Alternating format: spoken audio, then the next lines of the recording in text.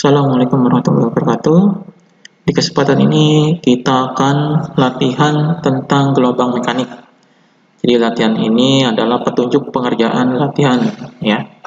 Akan mengerjakan langsung ini ya. Ya langsung saja. Nomor 1. Seorang nelayan merasakan perahunya dihempas gelombang sehingga perahu bergerak naik turun. Nah, waktu yang diperlukan untuk bergerak dari puncak ke lembah adalah 3 second. Jadi bergerak dari puncak ke lembah adalah 3 second. Nelayan juga mengamati bahwa jarak antar puncak gelombang adalah 12 meter. Berapakah waktu yang diperlukan oleh gelombang untuk mencapai pantai yang jauhnya 100 meter? Jadi ini untuk mencapai pantai itu berapa waktunya? Berapa? Oke, diketahuinya. Jadi T-nya itu waktu ini adalah dari puncak ke lembah. Dari puncak turun ke lembah ya. Jadi waktunya ini. Nah, ini jarak antar puncaknya 12 meter. Nah, jarak gelombang dari pantai adalah 100. Nah, yang ditanyakan adalah T. Jadi jarak dari pantainya 100, T-nya berapa? Ini bisa dihitung dari gerak lurus ini sebenarnya. Jadi dari gerak lurus itu V sama dengan S per T. Jadi rumus gerak lurus V sama dengan S per T. Jadi kita hitung kecepatannya dulu, kecepatan gelombangnya berapa, jaraknya sudah ada, nah kita cari T-nya nanti. Jadi untuk menghitung percepatannya, bukan percepatan, kecepatan. Untuk menghitung kecepatan, yaitu lambda kali frekuensi. Lambdanya ini, jadi jarak antar puncaknya 12 meter. Jadi jarak antar puncak itu bisa dikatakan sebagai lambda ya. Jadi ini lambdanya. Sudah ada. Kemudian dicari frekuensinya. Nah, di frekuensi ini dari sini nih. Nah, ini waktunya itu diketahui di sini waktu dari puncak ke lembah. Jadi dari puncak turun ke lembah ini berapa gelombang nih? Nah, berapa gelombang nih? Nah, dijadikan kalau misalnya ini berapa gelombang, maka dapatlah periodenya. Jadi periodenya itu, nah dari puncak gelombang ini adalah setengah. Kalau untuk menjadi satu gelombang berarti 2T. Jadi waktu yang diperlukan untuk satu gelombang itu adalah 2T. Jadi ini frekuensinya. Kalau ini bukan frekuensi, tapi periodenya. Jadi periodenya sama dengan 2 kali T-nya. Maka didapatkanlah frekuensi 1 per T. Nah, frekuensi sudah dapat, maka dikalikan dengan panjang gelombang. Kalau sudah dapat panjang gelombang, maka ini ketemu nih V-nya. Jadi kalau sudah ketemu V-nya, masukkan ke rumus ini. Jadi T sama dengan, nah ini V-nya berapa, S-nya sudah ada, gitu ya. Jadi tinggal dimasukkan saja. Jadi dimasukkan ke rumus ini nih, S per T. Nah, itu waktu yang diperlukannya. Oke, T-nya dicari dari situ.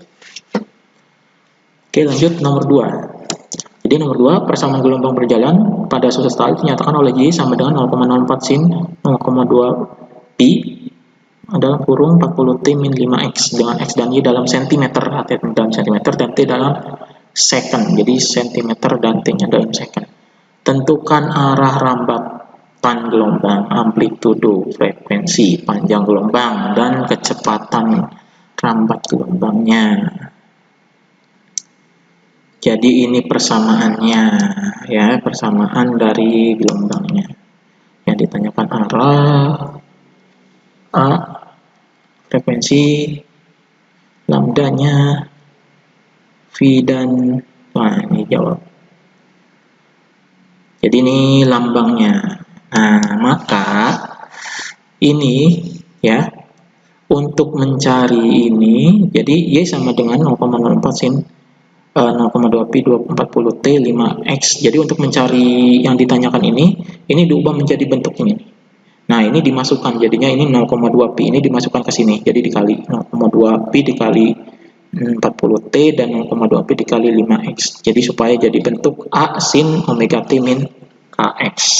Maka didapatkanlah amplitudonya berapa, dilihat dari sini gitu ya. Terus omeganya juga berapa nanti, dan dilihat dari perkalian ini. Dan K-nya juga berapa gitu. Jadi arahnya, untuk arahnya ini lihat nih, nah ini positif apa negatif.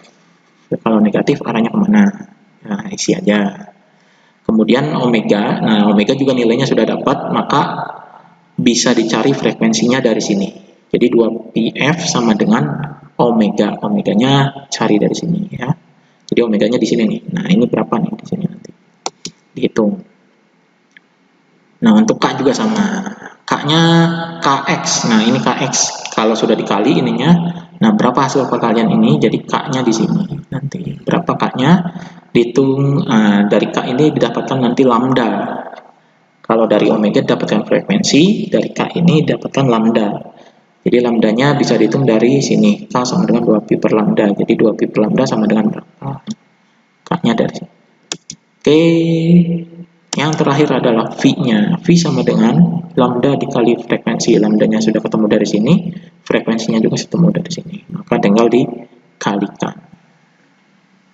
Didapatkanlah kecepatan rampat gelombang. Terakhir. Oke, nomor 3. Seutas kawat bergetar menurut persamaan Y sama dengan 0,5. 0, ini diabaikan saja nolnya, jadi 0,5 sin pi per 3x cos 40 pi t dengan x dalam cm, cm dan t-nya dalam second. Ini dalam cm ya. Jadi berapakah jarak perut ketiga dari titik x sama dengan 0? Wow. Jarak perut ketiga berarti P3. Oke, berarti ini harus digambarkan dulu gelombangnya ya. Jadi ini yang diketahui ya, persamaan gelombang. Jadi yang ditanyakan ada S3. Oh, S3. Perut 3 ya. Oh, bukan simpul 3, ini salah nih. Jadi ini simpul 3 mana? Oke, kita jawab saja dulu. Nah, dari X ujungnya ya. Oke. Nah, ini. Jadi dijawab. Nah, ini persamaannya 0,5 sin KX cos WT. Berarti ini persamaan gelombang stasioner ujung terikat. Jadi ujung terikat ini. Ya. Ujung terikat ini, jadi simpul 1, simpul 2, simpul 3, simpul 4. Nah, perut 1, perut 2, perut 3. Nah, perut 3 ini di sini. Ini yang dihitung simpul 3. Nah, ini harus. Nah, simpul 3 ini berapa gelombang? Nah, jadi ini berapa gelombang? Nah, lambdanya, oke, lambdanya dicari dulu dari K.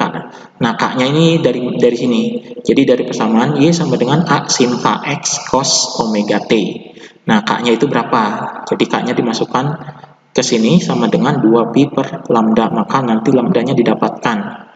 Kalau lambdanya sudah dapat, maka dimasukkan ke simpul 3 ini. Jadi simpul 3 ini berapa lambda?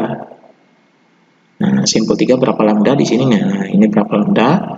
Nah, kalau misalnya ditanyakan perut ketiga, nah perut ketiga ini di sini nih. Perut ketiga kita hitung. Nah, ini satu gelombang, terus ini berapa?